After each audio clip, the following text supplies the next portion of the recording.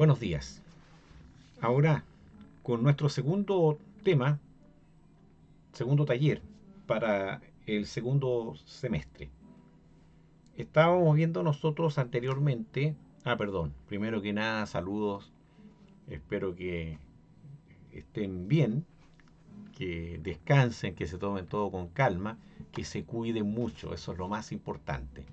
No salgan si no es necesario y a pesar de que estamos en los pasos 2 me parece, hay que cuidarse. ¿Ah?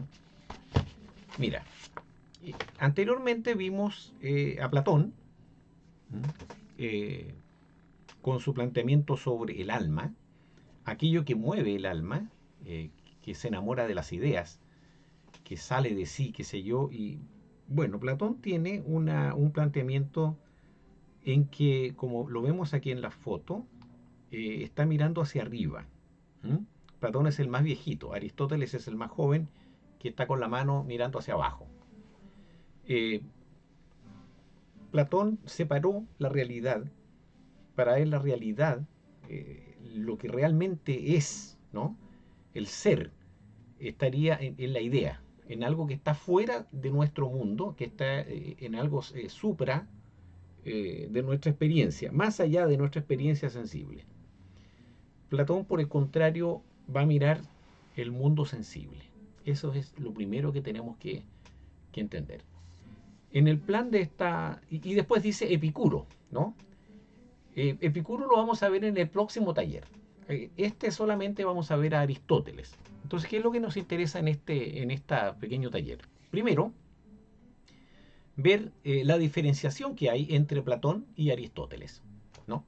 Pero desde Aristóteles, porque él aporta ya nuevos elementos eh, que son realmente importantes, que dieron un cauce a la filosofía extraordinario, a la filosofía posterior.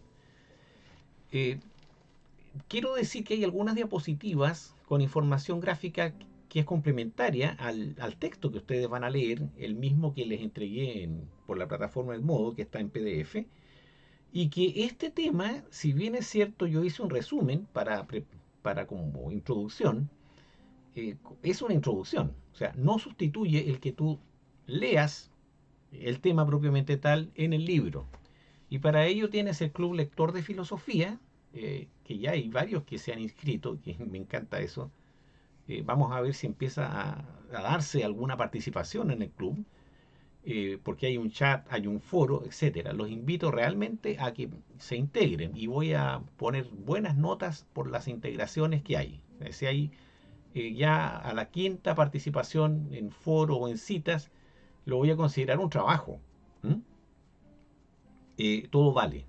Y es un trabajo importante, ¿ya? La capacidad de interactuar a propósito de la filosofía.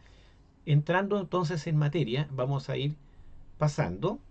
Y en este paso vamos a ver cómo Aristóteles concibe la realidad.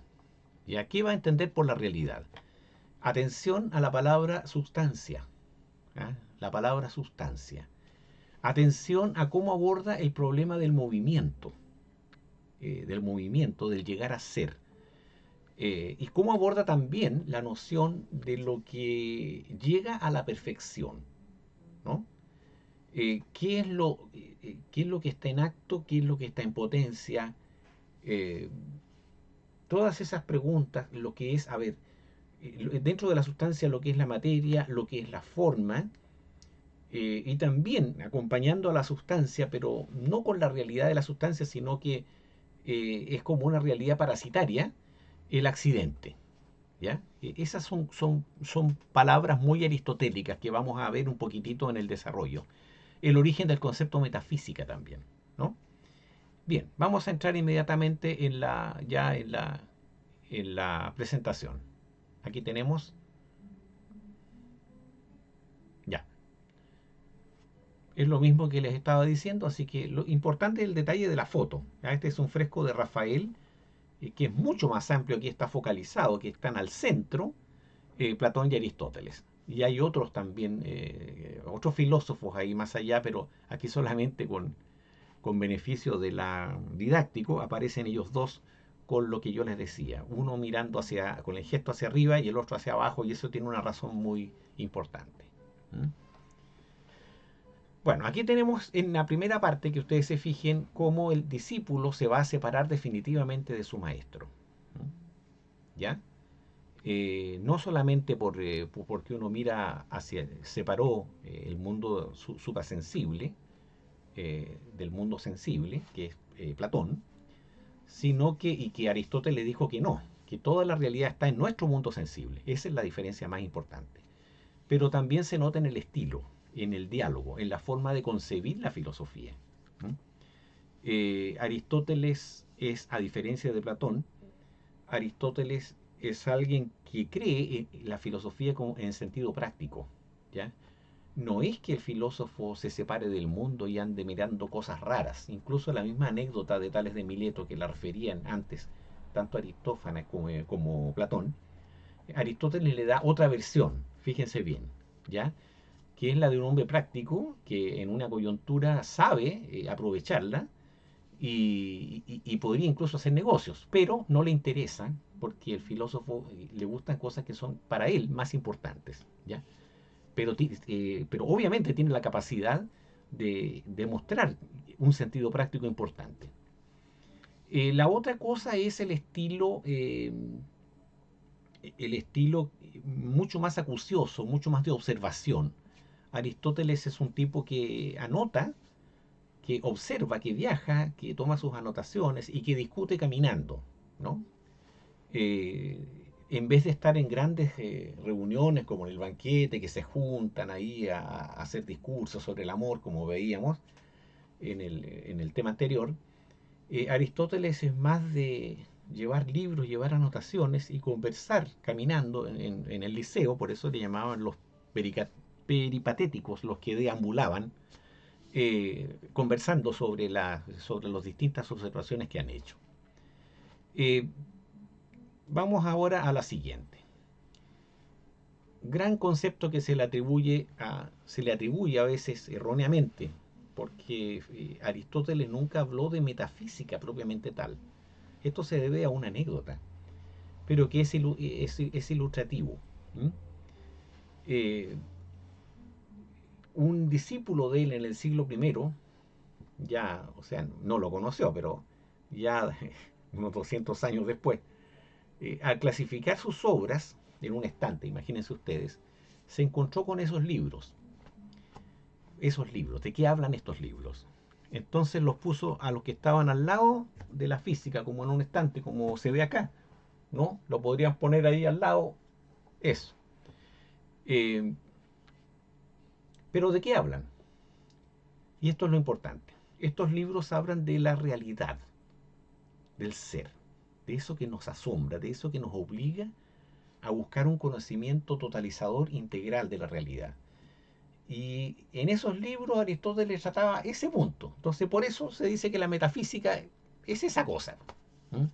El, la búsqueda del ser humano, la búsqueda racional del hombre, por explicar la experiencia como una totalidad. ¿No?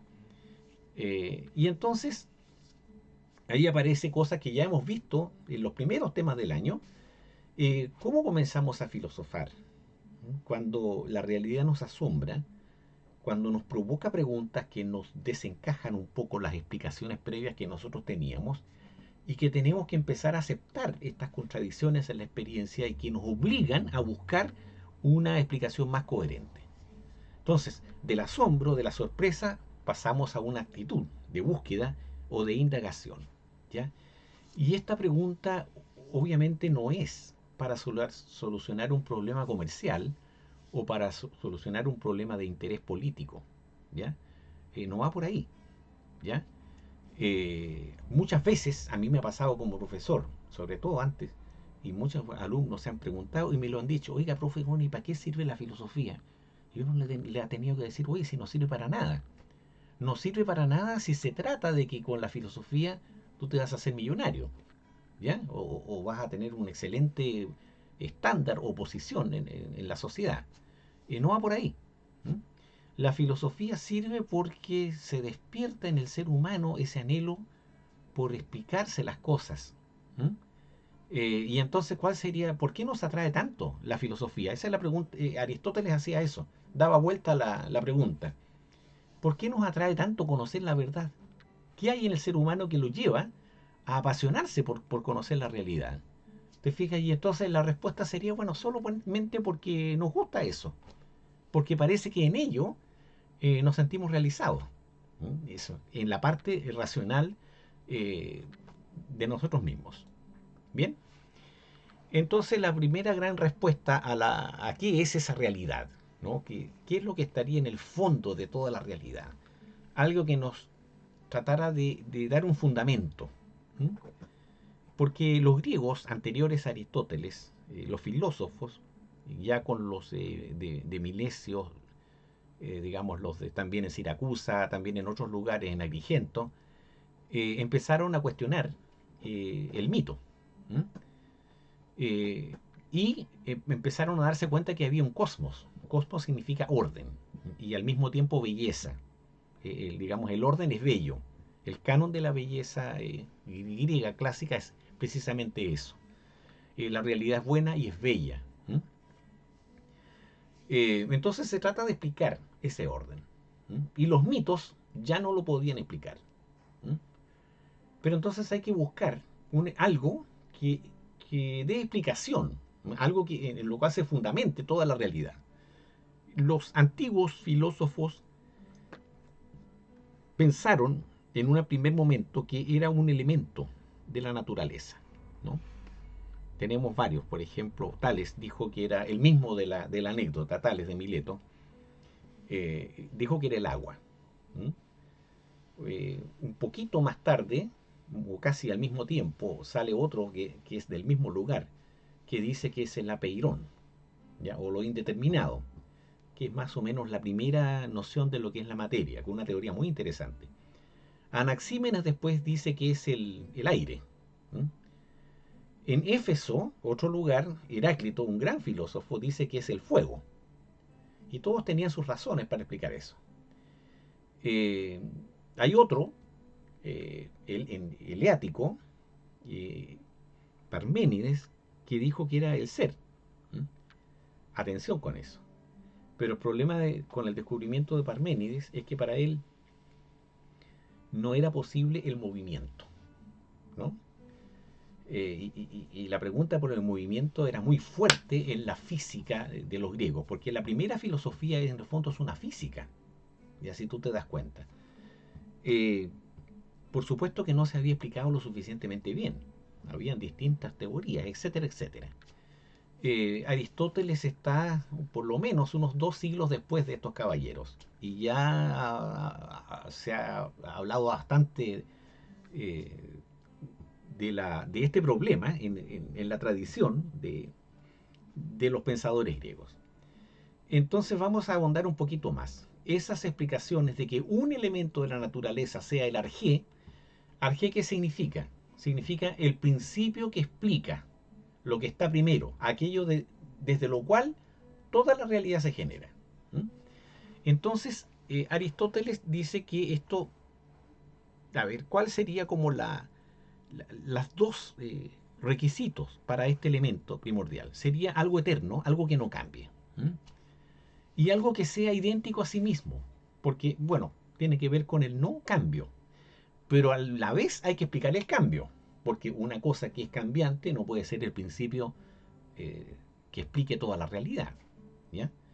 Tiene que haber algo que permanezca siempre igual a sí mismo a pesar de los cambios. ¿Ya? Por ejemplo, en nosotros mismos si bien es cierto, tú has ido cambiando con la vida y cuando envejezcas, eh, también vas a ir cambiando y ya no vas a ser el mismo que eres ahora. Ya no eres, ya no soy el mismo, sin embargo soy. ¿Eh? Mira que es interesante eso. Ya no soy el que era, claro, pero en referencia a qué? En ese que yo era antes, en ese que soy ahora y en ese que seré después, hay algo que lo une, hay algo que tiene un hilo de realidad. ¿Ya? Y eso es algo que permanece en el tiempo, idéntico a sí mismo. Ese algo, esa, esa figura, eso que es fundamental que exista, porque si no, no hay nada. Y no tiene ningún sentido hablar de nada si todo cambia. ¿Ya? Entonces, llegó a la conclusión que eso tendría que ser una sustancia. Por ejemplo, un caballo. ¿Ya? Un caballo, propiamente tal. Eh, la estatura del caballo, de que el caballo mida, por ejemplo, 2,20 m de alzada, un caballo alto, muy alto, es un accidente. ¿Mm? El que el caballo sea gordo o flaco también. Digamos, lo gordo del caballo existe solamente en el caballo, la gordura del caballo. ¿Ya? O el color blanco del caballo existe solamente porque, digamos, hay un caballo, ¿no? Si no, no existiría. Entonces, eso que existe en la sustancia como una cualidad sería el accidente. ¿Ya? Y entonces lo entendemos como las cualidades de algo. La sustancia está compuesta de materia y forma. Materia, el cuerpo del caballo. La forma es aquello que en esa materia hace que esos huesos, esos pelos, esas orejas, todo eso sea de caballo y no de elefante o de cocodrilo. Ya, ahí sería entonces, en ese cambio, en ese caso, aunque la materia sea muy similar, ya sería otra forma. ¿Ya? Entonces lo que le da la identidad, lo que le da la esencia, siempre va a ser la forma. ¿No? Es el principio de determinación de la realidad. Y la materia es aquello de lo que está hecha una sustancia, aquello de lo que se hace una sustancia. ¿Ya? Bueno, les decía yo que habían algunas, fíjense, estas son diapositivas que ayudan a complementar la información que les estoy dando. ¿Ya? El accidente, por ejemplo, como dice, no existe por sí mismo o en sí mismo, sino en otro. ¿Y en qué otro? En la sustancia. ¿Ya? Y ahí está, ¿no es cierto?, la diferenciación entre sustancia y accidente que puede servir. Vamos ahora a, ¿por qué dice ese título? El nuevo amorío de Aristóteles. Eh, Porque aquí se profundiza un poco más la diferencia respecto de Platón y también con el tema del alma. ¿Ya? El alma en Platón es como una idea pensante que está en nosotros, ya que participa tanto del mundo material de acá abajo como el mundo de las ideas. ¿No? Y que solamente se siente, ella por sí sola, se siente atraída cuando descubre las ideas. ¿Ya? Era algo casi muy etéreo. El alma en el sentido aristotélico es algo mucho más material, está mucho más determinada o mucho más condicionada por la existencia material. El alma se puede emborrachar, por ejemplo, con el vino, se puede calmar con el opio. Cuando tiene hambre, nos volvemos crueles y salvajes. ¿Ya? Estamos muy condicionados por lo corpóreo. Aunque todas las partes del alma, ya vemos que hay 3 partes del alma, en una diapositiva más adelante lo vamos a ver, pero digamos, el alma, la parte superior del alma, que es el alma racional, está unida muy brevemente como lo cóncavo con lo convexo. Imagínense ustedes en un punto así, mirando para un lado y para el otro, pero está unida, ¿ya? Con lo corpóreo. El alma no se mueve por sí sola como en Platón, ¿ya? El alma es movida, y es movida no solamente ella, sino que todo el cosmos, todo el universo está arrastrado, atraído hacia algo que los está moviendo. Pero eso que está moviendo a todo el universo es un ser inmóvil, es un ser que no se mueve. Si se moviera, entonces tendríamos que explicar, bueno, ¿y a ese quién lo movió? Entonces se deshace la explicación del movimiento. Para Aristóteles le parece que es necesario que ese primer motor sea inmóvil. ¿Mm? Fíjense lo curioso que sería ahora contrastar eso con la teoría del Big Bang u otras teorías del mundo físico, digamos, sobre el origen del universo. Pero es interesante cómo pensaban estas cosas. Bien, eh, vamos a pasar ahora al tema siguiente. Aquí nos encontramos con la psicología. Psique es el alma, aquí está la psique, el alma. Eh, la psicología aristotélica dice que está bastante subordinada a la biología. Aristóteles es un científico en el sentido, quizá es uno de los primeros, o sea, porque era observador, registraba la experiencia y discutía, por lo menos tenía esas cosas. No era más descriptivo, más que experimental, eso sí, no se le ocurrió él, ¿m?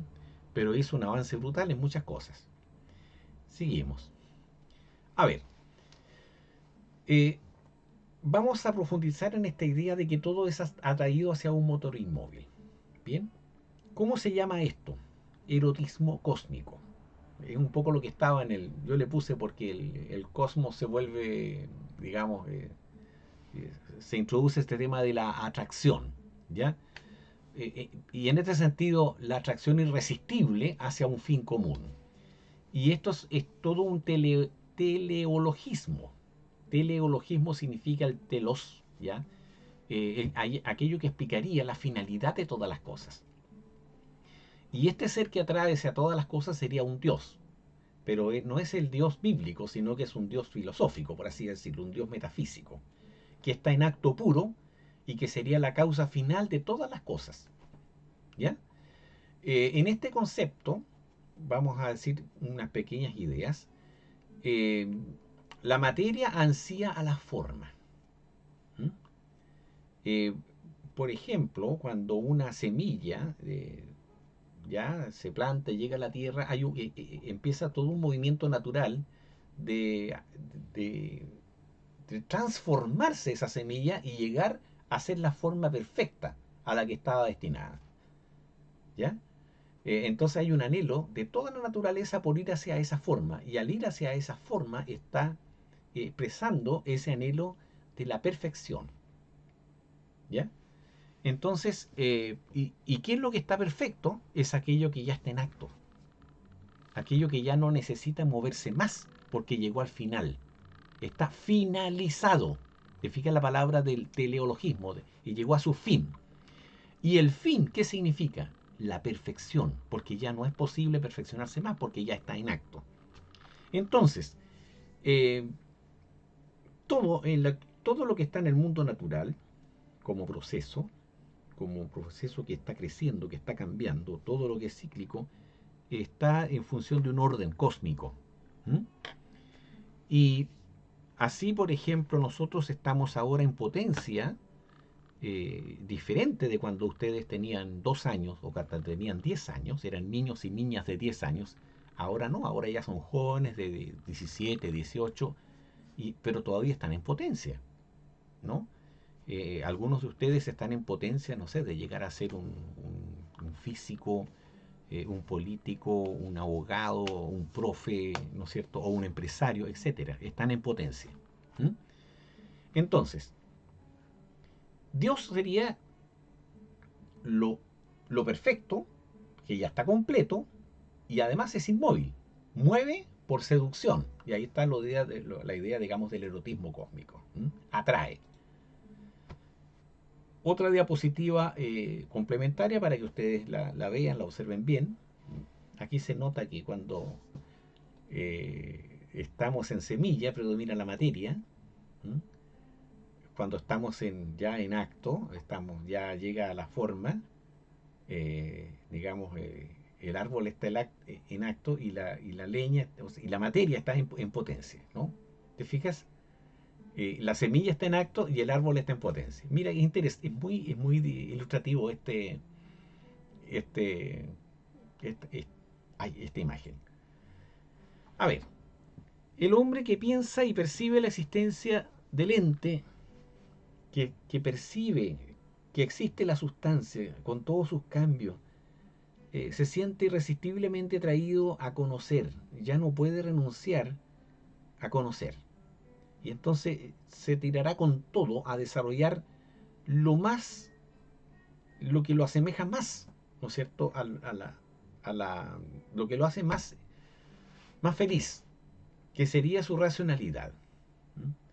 En la eudaimonía o la teoría de la felicidad de Aristóteles, el hombre feliz es el hombre sabio. ¿Mm? Es el hombre que sabe vivir, es el hombre que orienta, vive de acuerdo a su racionalidad y por lo tanto ejerce lo mejor que tiene. Y eso mejor que tiene, que es su inteligencia, lo pone en acto. Y el conocimiento es también, tiene una dimensión amorosa. ¿Ya? Amar es conocer y conocer es amar. ¿Mm?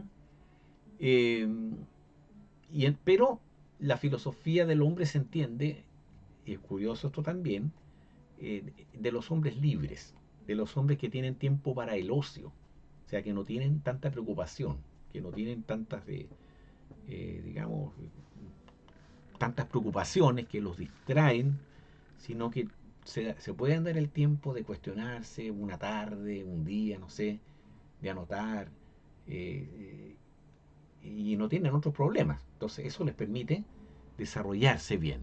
¿Mm? Entonces ese sería un poquito como la filosofía, como algo para ciertos privilegiados que tienen la condición de poderse dedicar a ello. ¿Mm? No tienen que trabajar, por ejemplo. Ahora, finalmente, terminando, esta anécdota que es muy curiosa y muy ilustrativa para estimular nuestro pensamiento. Ocurre entre tres personajes. Alejandro, el gran conquistador macedonio, que fue alumno de Aristóteles, eh, Aristóteles propiamente tal, y una mujer en la India que se llamaba Filis. ¿Mm? Voy a solamente dejarlo planteado. Aristóteles tiene una idea respecto de las mujeres. Desde luego pensaba que el hombre era superior a las mujeres. En el hombre está más desarrollada la inteligencia que en las mujeres. Es muy machista en ello. Y también por la otra cosa que decía que la, la materia ansía a la forma como la hembra ansía al macho. ¿Ya? Me parece bastante como, o sea, va por ahí, un poco la idea, lo que se deja entrever la lectura que está en el capítulo. Bien, hasta ahí. Otro, digamos, diapositiva de complemento, a propósito del movimiento y el tiempo, como es en Aristóteles, el ilemorfismo, la teoría de la sustancia y la esencia en Aristóteles ya en esquema, y también las ciertas consecuencias teóricas de esta teoría. Y pasamos al cuestionario, y ahí tenemos las preguntas que ustedes ya conocen cómo se realizan. Les había prometido esto en la asignación de modo y por lo tanto ahora sí la vamos a ver, sí, ahora la vamos